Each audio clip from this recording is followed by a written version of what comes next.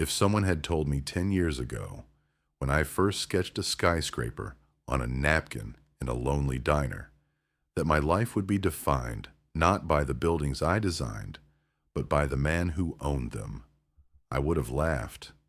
It would have been a bitter, hollow sound. Because for the first 3 years of my employment at Vance Architecture, Julian Vance was not a man. He was a weather system. He was the low-pressure front that swept through the open-plan office, causing 100 heads to dip in unison, 100 keyboards to clatter with renewed urgency. He was the distant thunder of a closing door from his glass-walled office on the top floor, a sound that could curdle the milk in your coffee. He was a force of nature, all sharp angles and quiet intensity, a man carved from granite and ambition. And I, Leo Miles, was just a sapling, trying not to get snapped in his storm. My life was a fortress of solitude built from routine. Wake at 6, run 4 miles along the gray sleeping river. Oatmeal with blueberries, black coffee. The 7:15 train where I would lose myself in the geometric patterns of the city, tracing the lines of buildings against a pale sky. Work was my sanctuary and my prison. I loved the clean, uncompromising logic of it. The grid paper, the sharp pencils, the quiet hum of the servers. I could create worlds on paper, worlds that made sense, where every angle was perfect and every stress point was accounted for. My own life was not so well designed. It was a small apartment with too many books and not enough visitors. A life lived in the margins, in the quiet observations of others. And I observed Julian Vance. From a distance, of course. Always from a safe distance.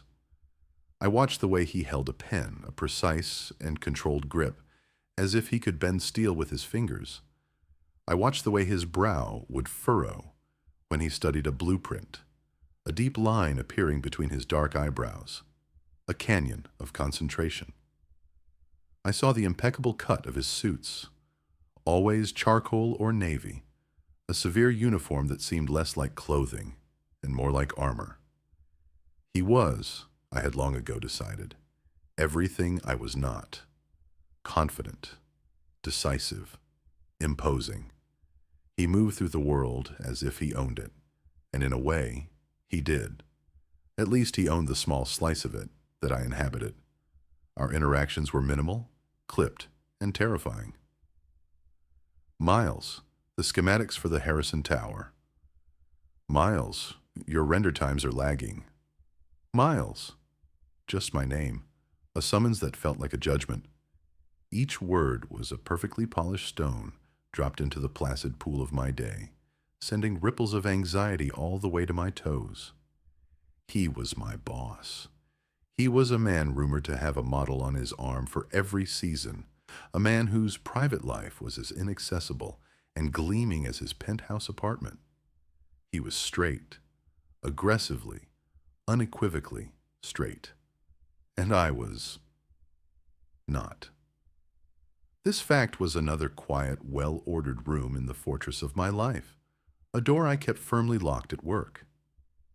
But admiration for him was purely professional, I told myself. It was a respect for his genius, for the empire he had built from nothing. It was a lie, of course, a neat, tidy, well-constructed lie. But it was a load-bearing wall in my fortress, and without it, everything would collapse. So I kept my distance. I did my work.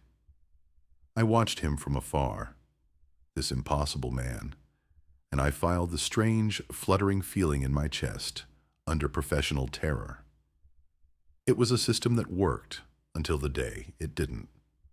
The disruption arrived in a manila folder, thick and heavy with threat. The Sterling Project. It was a bid for a new city landmark, a project that could make or break the firm for the next decade. And Julian Vance wanted it more than he wanted air. For 2 weeks, the office was a pressure cooker. Sleep became a rumor. Coffee became a food group. I was assigned to Mr. Vance's core team, a promotion that felt more like a punishment. Suddenly, the safe distance I had maintained was gone. I was in his orbit, close enough to see the exhaustion etched around his eyes, close enough to smell the faint, clean scent of his cologne, a mix of sandalwood and something sharp, like gin. It was intoxicating and terrifying. The final presentation was in Chicago. Mr. Vance and I were to fly out, present our masterpiece to the board, and secure the contract. That was the plan. The universe, it seemed, had other ideas. It came in the form of a storm, a monstrous, swirling beast of a storm that slammed into the Midwest with biblical fury. Our flight was canceled. Then every flight was canceled. We were stranded, 200 miles from our destination, in a generic airport in a forgettable city. "Find us a hotel," Mr. Vance commanded, his voice tight with frustration as he stared at the departure board, a chaotic tapestry of red cancellations. "And a car. We'll drive in the morning if we have to." I became a frantic blur of activity, my phone pressed to my ear. Every hotel was booked. The storm had grounded thousands, and the entire city was a sea of displaced travelers. My heart hammered against my ribs, a frantic trapped bird. Failing a direct order from Julian Vance was not an option. Finally, a miracle. A cancellation at a place called the Mariner's Rest. "They have one room left," I said, my voice breathless. "A suite." He didn't even look at me. He just nodded, his jaw tight. "Book it." The taxi ride was a tense, water-streaked blur. The city was being lashed by rain, the streets slick and black. Inside the car, the silence was a physical weight. I could feel the heat radiating from his body next to me, a furnace of contained anger. I stared out the window, focusing on the way the raindrops chased each other down the glass, trying to regulate my breathing. The Mariner's Rest was one of those old, grand hotels that had seen better days. The lobby was dim, smelling of polish and damp wool. The man at the desk had a weary smile. "Ah, yes, the King. Suite. Last one we have. You're lucky." I froze. My mind raced back to the phone call. Did she say suite? Yes. Did she say how many beds? No. Oh, God. My blood ran cold. I turned to look at Mr. Vance to explain, to apologize, but he was already taking the key card, his expression unreadable.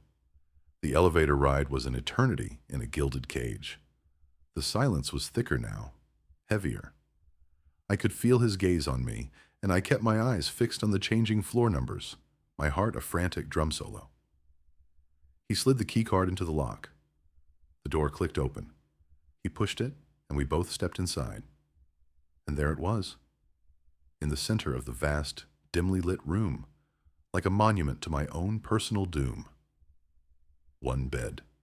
One enormous, unapologetically singular, king-sized bed. My stomach plummeted. This is it, I thought. This is where I get fired. "I can sleep on the couch," I blurted out, my voice sounding thin and reedy. Mr. Vance walked further into the room, dropping his briefcase by a desk. He didn't answer immediately.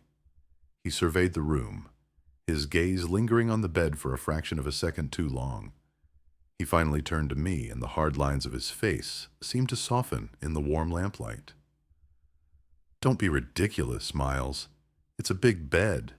We're both adults." He started unbuttoning his suit jacket, and my brain short-circuited.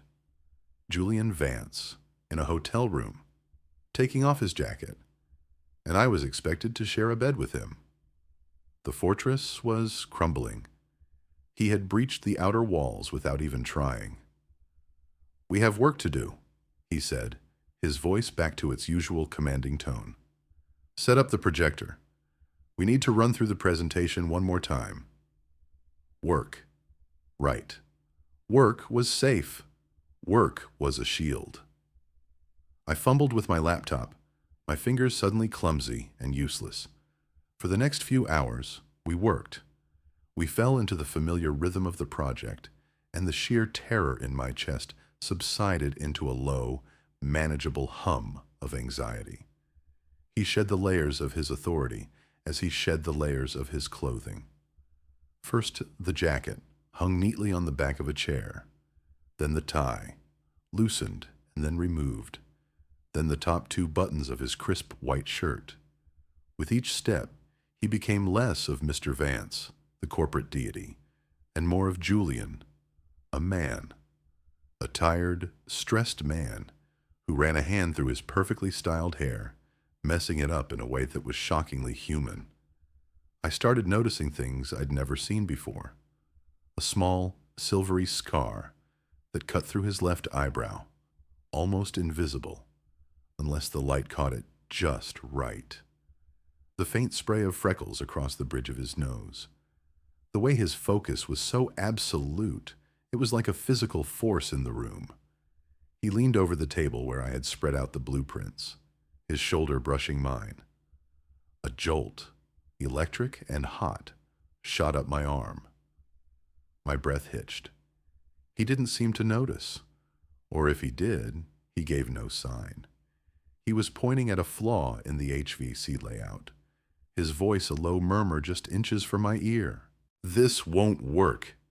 The airflow is compromised here." I couldn't think. My entire consciousness was focused on the point of contact between our shoulders, a searing brand of heat. "Leo?" He used my first name. He never used my first name. I snapped my head up, my eyes meeting his. He was closer than I realized. I could see the flecks of gold in his brown eyes, could see the genuine question there. "Sorry," I managed to say, my voice a croak. "You're right. I'll fix it." He held my gaze for a moment longer, a flicker of something unreadable in his expression, before pulling back. The absence of his warmth was a sudden, shocking cold. The first touch, accidental, meaningless, and it had completely unmoored me. My heart was a hummingbird in a box, beating itself senseless against my ribs. Later, as we were trying to integrate the revised plans into the digital presentation, his laptop froze. He swore under his breath, a sharp, angry sound. He clicked the mouse with increasing frustration. "This damn thing," he muttered, hitting the escape key with a sharp rap of his knuckles. For the first time since I'd known him, Julian Vance looked helpless. It was a crack in the granite facade, a glimpse of the man beneath the myth. "Let me see," I said, my voice quiet. He looked up, surprised, as if he'd forgotten I was there. He slid the laptop towards me. I spent my youth taking apart and rebuilding computers. Software glitches were a language I understood. My fingers flew across the keyboard, opening command prompts, running diagnostics. I was in my element. And for the first time, he was in mine. He watched me, his expression a mixture of impatience and grudging respect. "You know what you're doing," he stated. It wasn't a question. "My father owned a repair shop," I said, not looking up. "I grew up with this stuff." A moment of silence. "I grew up on a farm," he said, his voice soft, "fixing tractors." The image was so incongruous, so utterly at odds with the man I knew that I almost laughed. Julian Vance, covered in grease, wrestling with a faulty engine. I glanced up at his hands, resting on the table. They were clean, manicured, but I could see the faint lines etched into his knuckles, the calloused pads of his fingers. Hands that had worked, hands that knew the feel of steel and earth. The power dynamic had shifted. For these few minutes, I was the expert. I was the one with the solution. He was just a man with a broken machine. "There," I said as the screen flickered back to life. It was a corrupted temp file. Should be fine now. He leaned in to look, his head close to mine. I could feel his breath on my neck.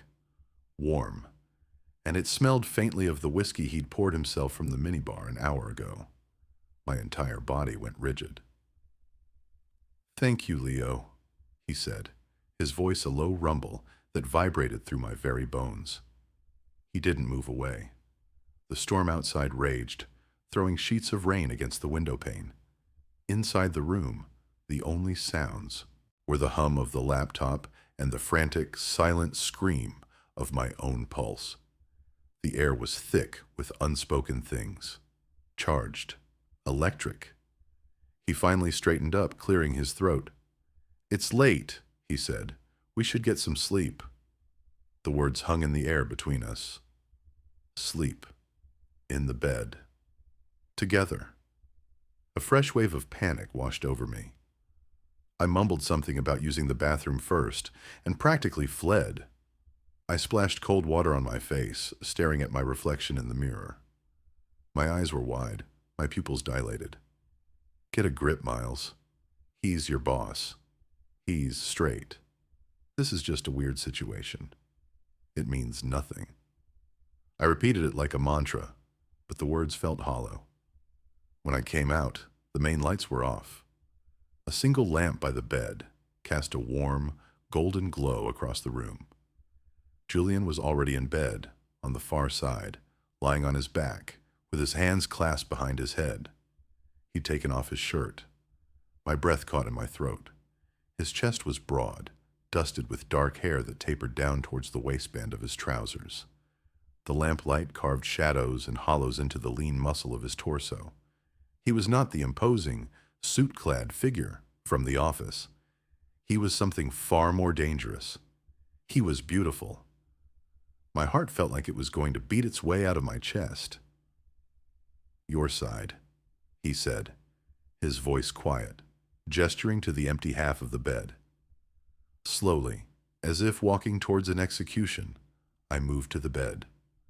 I stripped down to my t-shirt and boxers, my movements stiff and awkward.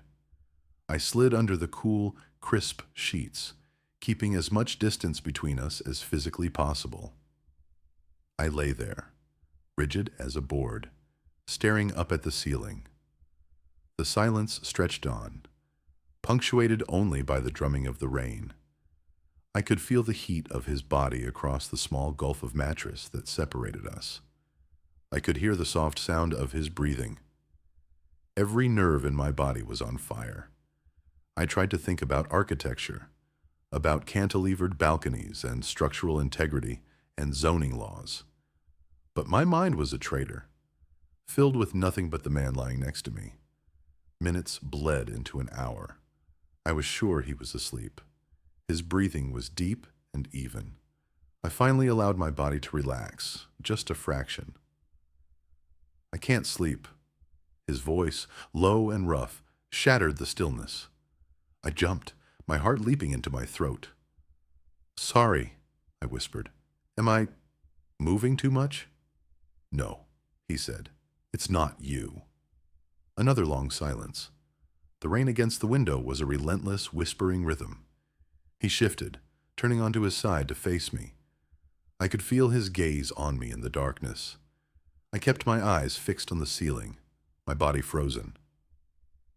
"It's the dreams," he said, his voice barely audible over the storm. "Dreams?" I asked, my voice tight. "I've been having them for weeks," he continued, as if talking to himself. "Every night. The same thing." My curiosity warred with my fear. I didn't want to know. I desperately needed to know. "What are they about?" I whispered. He was silent for so long I thought he wouldn't answer. When he finally spoke, his voice was thick with a strange, raw emotion I'd never heard from him before. "You." The word landed in the quiet space between us with the force of a physical blow. "You." My mind went completely blank. The world narrowed to that single, impossible word. "I don't understand," I finally managed to say, the words tasting like dust in my mouth.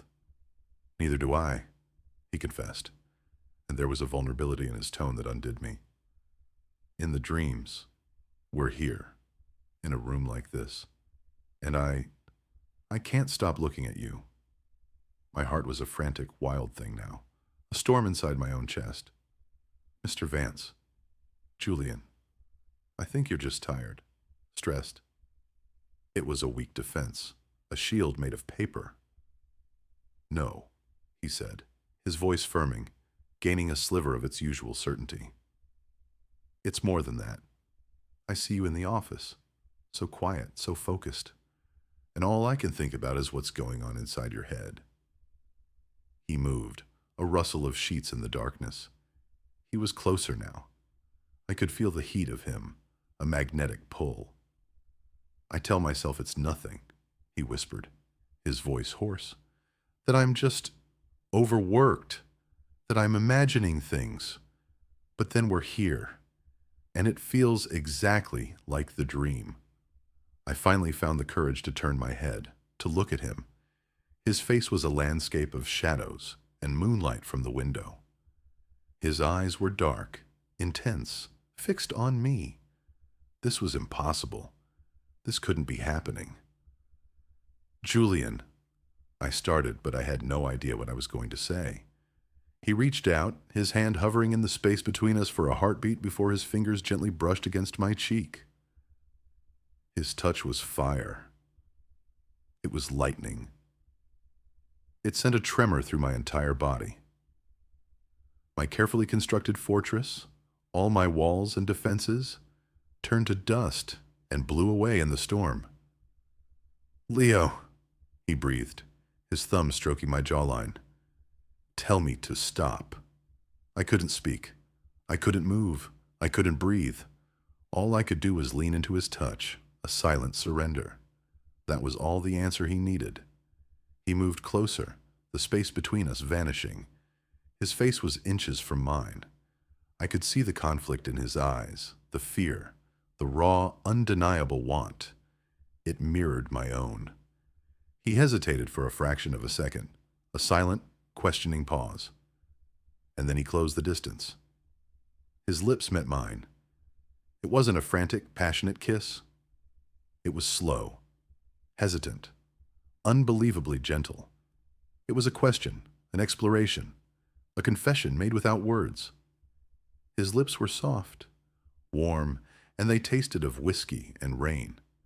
I responded instinctively, my own lips parting, my hand coming up to rest on his shoulder. The muscle there was hard as stone beneath my fingers. A soft sound escaped his throat, a sigh of relief or surrender, and the kiss deepened. He rolled on top of me, his weight a comforting, solid presence. One of his hands tangled in my hair, cradling the back of my head, while the other rested on my waist, his thumb drawing slow, deliberate circles against the thin fabric of my t-shirt. Every touch was a revelation. This was Julian Vance, my boss, the storm, and he was kissing me as if he had been starving for it his entire life. The world outside, with its rain and wind and deadlines, ceased to exist.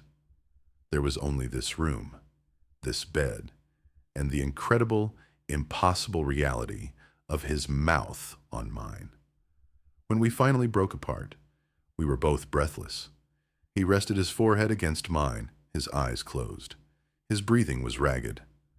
"This is crazy," he whispered. "Yes," I breathed back. "I don't—" He started, then stopped. "I don't know what this is." "Me neither," I said, my voice shaking. He pulled back just enough to look at me, his eyes searching my face in the dim light. "But I don't want it to stop," he said, and it was the most honest thing I had ever heard a person say. "Me neither," I repeated, and this time my voice was steady. He kissed me again, and the night dissolved into a blur of touch and sensation, a quiet, desperate discovery in the heart of the storm. I woke to the pale gray light of morning filtering through a gap in the curtains. For a moment, I was disoriented, my mind blissfully blank. Then it all came rushing back. The room, the storm, Julian. I turned my head. The other side of the bed was empty. The sheets were cool to the touch. My heart sank, a stone dropping into a deep, cold well. Then I heard the shower running in the bathroom. Relief washed over me, so potent it made me dizzy. He was still here. It wasn't a dream. I lay back against the pillows, a slow smile spreading across my face. I felt different, like a lock had rusted shut inside me years ago. And last night, he had found the key. The shower stopped. A few minutes later, the bathroom door opened. Julian emerged, a cloud of steam billowing out behind him. He was already dressed, not in yesterday's clothes, but in a fresh shirt and trousers from his garment bag. His hair was damp, combed back neatly. The armor was back on. He was Mr. Vance again. He didn't look at me. He moved around the room with a brisk professional efficiency, packing his briefcase. The air, which had been so charged and intimate just hours before, was now thick with a new, terrible silence. A silence made of glass, fragile and sharp. "The storm broke," he said, his back to me. "I've booked a car. It'll be here in 20 minutes. His voice was clipped, formal, the same voice he used in board meetings. My fledgling smile faltered and died. A cold dread began to seep into my bones. "Julian?" I said, my voice small. He finally turned to look at me, but his gaze was distant, his eyes guarded. "We have a presentation to give, Miles. Get dressed." Miles. Not Leo. Miles. The name was a slap in the face. It was a wall slamming down between us, erasing everything that had happened in the dark. A spiral of doubt and self-recrimination began to churn in my stomach. It was a mistake. He regretted it. He was disgusted with himself, with me. I was a moment of weakness, an aberration brought on by stress and whiskey and a storm. The drive to Chicago was 3 hours of excruciating silence.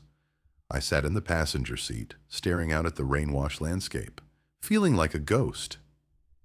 Julian drove, with a fierce, focused concentration, his hands gripping the steering wheel, his knuckles white. I replayed every moment of the night before, searching for clues, for some sign that I hadn't imagined the tenderness, the vulnerability. But in the harsh light of day, it all seemed like a fever dream. The presentation was a blur. We were a well-oiled machine, falling back on our professional roles. We were Vance and Miles, a formidable team. We secured the contract. There were handshakes and congratulations and talk of a celebratory dinner. Julian handled it all with his usual unflappable grace, while I stood beside him, feeling like a hollow man. On the flight back, he sat in first class. I was in coach. The distance between us was no longer just a few feet of hotel mattress. It was a chasm, miles wide. Back in the city, back in my own apartment, the solitude I had once cherished felt like a punishment. The silence of my rooms was deafening. It was no longer a peaceful quiet. It was an absence. It was the space where his breathing should have been. The next 2 days at the office were a special kind of hell. Julian avoided me completely. If he saw me in the hallway, he would turn and walk the other way. He sent instructions through his assistant. I was a non-person. The memory of his kiss was a brand on my lips, a constant burning reminder of what I had briefly held and immediately lost. The old anxieties, the ones I had lived with my whole life, came roaring back. I was a fool. I had misread everything. I had ruined my career. I had made myself vulnerable to a man who saw me as nothing more than a momentary lapse in judgment. My fortress was in ruins, and I had no idea how to rebuild it. Worse, I didn't want to. I had tasted life outside the walls, and the thought of returning to that safe, gray solitude was unbearable. On the third day, I was packing my bag to leave, the last one in the office as usual. My desk phone rang, its shrill cry startling me in the quiet space. It was his assistant. "Mr. Vance would like to see you in his office." My blood turned to ice. This was it. The final formal execution. I walked to the elevator, my legs feeling like lead. The ride up to the top floor felt like an ascent to the gallows. His office was dark, save for the sprawling galaxy of city lights visible through the floor-to-ceiling windows. He was standing by the window, his back to me, a silhouette against the glittering skyline. "Close the door," he said, without turning around. I did, the click of the latch echoing in the cavernous room. He stood there for a long time, silent. I waited, my heart hammering a frantic, panicked rhythm against my ribs. Finally, he turned. In the dim light, he looked haggard. There were dark circles under his eyes. His face was drawn and pale. The granite had cracks all over it. "I'm sorry," he said, his voice low and rough. The words were not what I expected. "For the last few days," he continued, taking a step towards me, "for avoiding you, for being a coward." Coward? Julian Vance? The word didn't compute. "I didn't know what to do," he said, his voice raw, with an emotion I now recognized as fear. "I came back here, to this office, to my life, and nothing made sense anymore." He stopped a few feet away from me. "I tried to put it back in the box," he said, a bitter smile touching his lips. "What happened between us? I tried to pretend it was a fluke, a mistake, but it's not working." He ran a hand through his hair, the gesture weary and frustrated. "Every time I close my eyes, I'm back in that hotel room. I can feel, I can taste." He trailed off, his gaze fixed on my lips. Hope, a fragile, tentative thing, began to unfurl in my chest. "Leo," he said, his voice breaking on my name, I have never felt anything like that in my entire life." It terrified me. He had built his own fortress, I realized, a fortress of control, of success, of carefully curated expectations, and I somehow had become the earthquake that threatened to bring it all down. "I was scared too," I admitted, my voice barely a whisper. "I know," he said, "but you weren't a coward. I was." He closed the remaining distance between us, his hands coming up to cup my face. His touch was just as electric as I remembered. "It wasn't a mistake, Leo," he said, his eyes searching mine, pleading for me to believe him. "The only mistake was me running from it." The relief that flooded through me was so powerful, it almost brought me to my knees.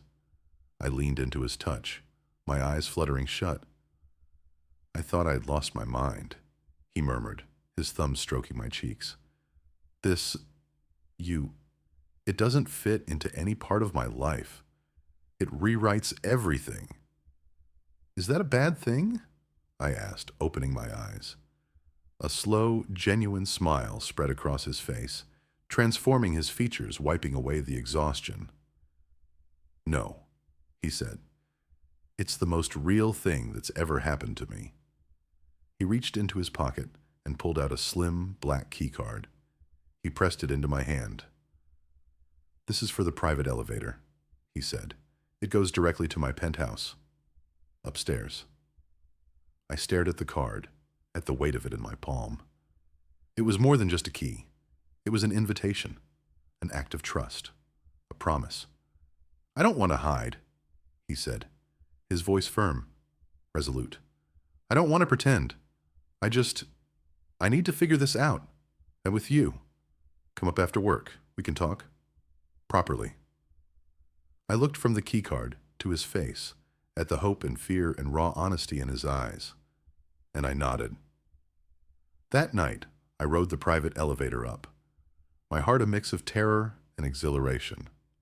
The doors opened directly into his apartment, a stunning, minimalist space with panoramic views of the city I had spent my life dreaming of shaping. He was there, waiting for me. He had changed out of his suit into a simple gray sweater and jeans. He was just Julian, and he was smiling. We didn't talk much at first. He just led me to the sofa. and we sat there, looking out at the city lights, the silence between us, comfortable now, full of unspoken understanding. The next morning, I woke up in his bed. This time, when I turned my head, he was there. He was propped up on one elbow, watching me, a soft, sleepy smile on his face. There was no armor, no distance, just Julian. "Good morning," he murmured, his voice thick with sleep. He leaned in and kissed me, a slow, lazy kiss that tasted of coffee and a new beginning. We made coffee together in his kitchen, the rising sun casting long, golden stripes across the floor. We moved around each other with an easy, unspoken grace, as if we had been doing this for years. It felt more like home than my own apartment ever had. I looked at him, standing there by the window, a mug in his hand, the morning light catching the silver in his eyebrow scar. He was no longer a weather system to be feared. He was my anchor in the storm. He was the plot twist I never saw coming, the disruption that had shattered my lonely, well-ordered life into 1,000 pieces, and then reassembled it into something more beautiful than I could have ever designed on my own. My name is Leo Miles, and for years I built fortresses to keep the world out. But it turned out all I ever really wanted was for someone to be brave enough to come inside.